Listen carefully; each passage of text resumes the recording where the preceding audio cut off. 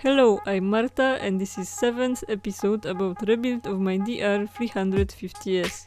The last time when I was trying to start the engine, I've discovered there is no spark. So in this and few next episodes, I will focus on DR electrical system.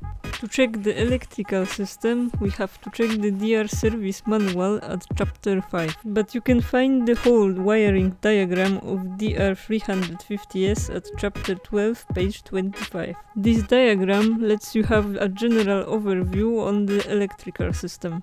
I colored it to make it easier to read. This time we're checking the neutral switch. First we will find out how it works on the wiring diagram. Here you can see the blue wire which runs from the CDI unit to the neutral switch. When you have gear different than the neutral, switch is not conducting. If you switch the gear to neutral, the neutral switch closes the circuit to the ground. Here you can see the test setup. We're measuring the resistance between the battery negative terminal and the CDI 4-pin connector. In this 4-pin connector, we want to connect the multimeter to the blue wire.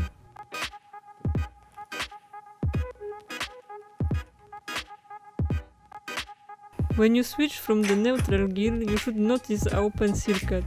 Switching back to the neutral will cause a big drop in the resistance. The value will be equal to about couple of ohms. So my neutral switch is working good. The last suspect is the CDI unit, which I will check in the next episode. Thanks for watching!